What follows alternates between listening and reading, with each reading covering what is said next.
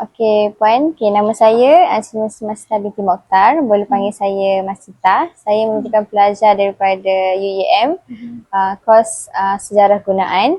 Jadi hari ini saya akan melakukan kajian tentang antropologi, iaitu seni ukiran kayu di Perlis. Okey, sebelum tu boleh saya tanya apa nama Puan semua, dan Puan juga boleh ceritakan tentang sedikit latar belakang tentang Puan. Okey, Assalamualaikum. Nama Hamizah Hassan. Asal orang sini lah Perlis kan. Pernah belajar di Institut Kraf Negara, Rawang mula pada tahun 2008. Masa tu buat diploma. CJ dulu. Sebelum sambung buat diploma, habis 2013. Lepas habis sambung belajar tu, barulah mula buka bengkel di sini.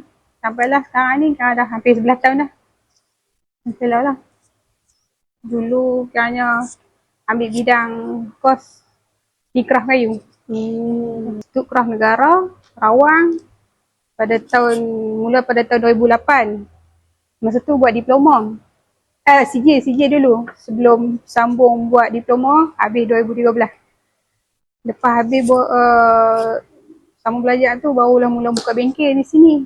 Sampailah sekarang ni, kan dah hampir 11 tahun dah. Alhamdulillah lah. Dulu kiranya ambil bidang kos di Kraf Kayu. Okey. Okey, macam mana Puan boleh tak ceritakan sedikit tentang seni ukiran kayu ni sendiri? Ataupun ceritakan tentang pembawarisan kayu ni macam mana, tentang latar belakang dia apa semua.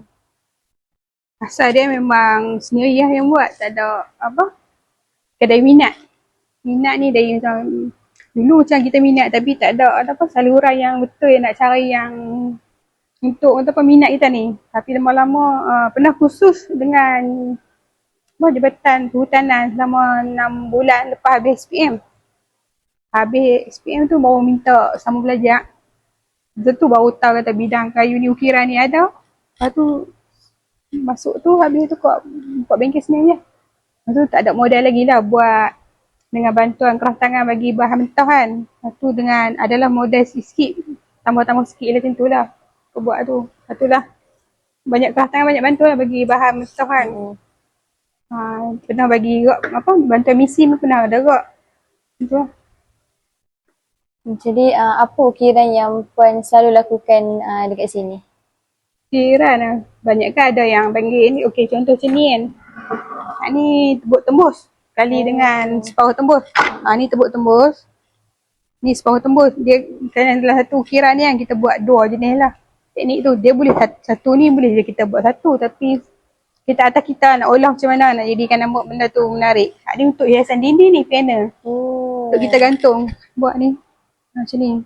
Ni belum siap lagi, kita akan gosok ni lagi. Lepas habis gosok kan, baru kita akan finishing dia lah. Macam tu lah. Dia ada proses dia lah, kita nak pahat je. Dan dalam satu craft tangan tu, dia ambil masa dalam berapa lama? Nak siapkan ni dalam macam ni tak sampai seminggu pun untuk siapkan. Dia atas bergantung pada Produk tu. Motif yang kita nak buat tu dengan saiz panel tu, untuk nak dapatkan tempoh yang contoh kalau nak seminggu dia nak siapkan, kita kena siapkan seminggu lah, walaupun benda tu perlukan masa lagi kan. Kita lah nak kena cari masa lagi. Itu je. Atas permintaan pelanggan lah. Permintaan pelanggan lah. Bagi Puan kan, seni ukiran kayu di Perlis ni kan, ada tak macam lebih kurang macam negeri lain kan, macam negeri Terengganu dan Kelantan, mereka sangat dikenali kan. Dekat sini, dekat Perlis ni kurang dikenali kan macam mana? Perlis ni motif dia selalunya kita ambil daripada, contoh lah Terengganu Kelantan dah ada motif dia. Kita akan ambil motif daripada sana. Contoh bunga, jenis bunga, kita akan olah sendiri design tu, jadikan motif untuk kita buat ukiran sendiri. Kita olah lah sendiri, kita kena buat sendiri. Walaupun elemen, contoh bunga kita ambil daripada hak yang mereka bagi tu, kita kena olah sendiri. Nak jadikan design untuk ukiran. Walaupun Perlis ni identiti dia kurang sikit. Dia tak ada, cuma kita olah lah bunga dia tu. Nak bagi nampak identiti kita sendiri lah. Cuma cara ukiran tu nak bagi nampak lain sikit daripada tempat lain. Contoh dia atas pun okey kot nak nampak ukiran tu lain daripada yang lain. Betul lah. Adakah terdapat pendedahan atau dokumentasi tentang sejarah dan juga keunikan seni ukiran kayu di sini? Macam Macam adakah macam pihak luar sebelum ni ada tak macam pendedahan macam like dokumentasi ke tentang seni ukiran kayu yang puan buat ni? ada je. Ramai juga media yang mai sini buat interview juga. Sebelum ni ada TV3 pernah mai. Media Prima lah. TV1 baru-baru ni minggu lepas bernama.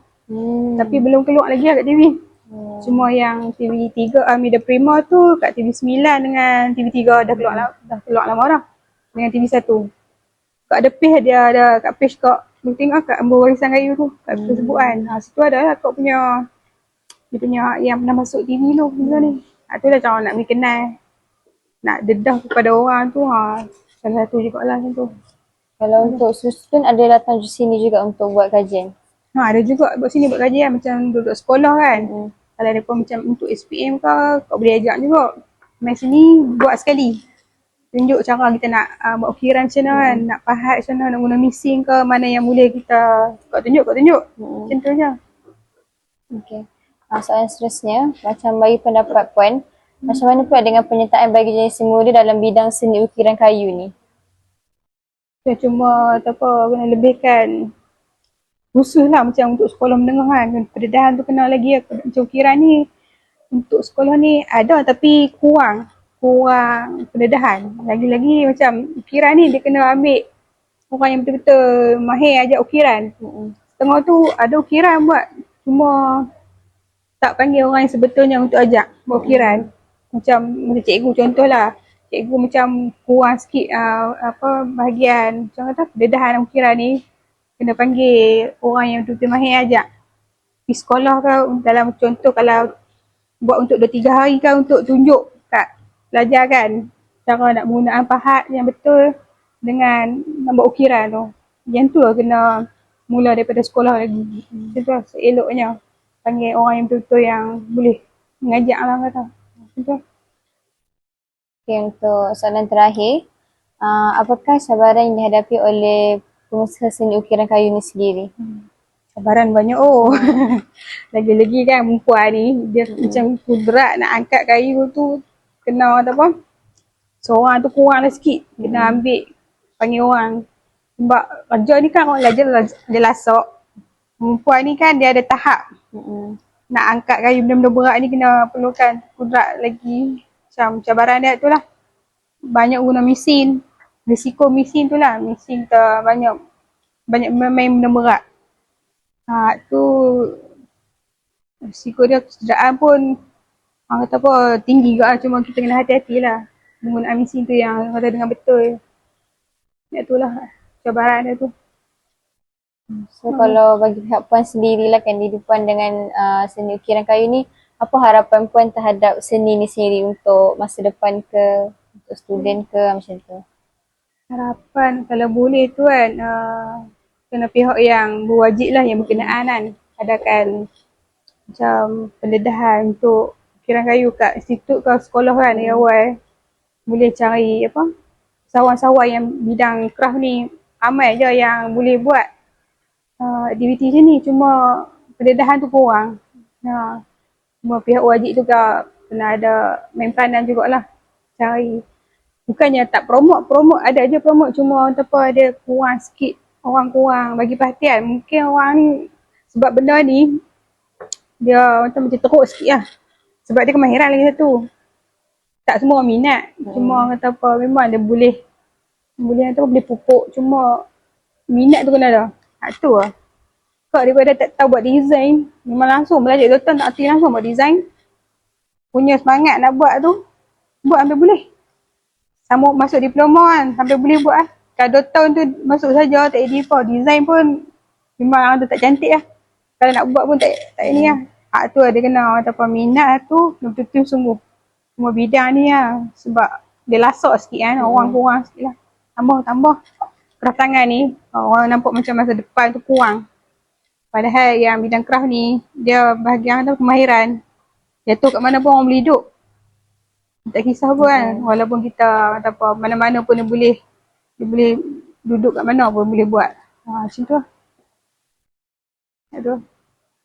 Okay, saya rasa itu saja dari soalan daripada pihak saya. Okay, terima kasih Puan sebab sudi meluangkan masa untuk sesi ke interview ini. Okay, terima kasih. Sama juga.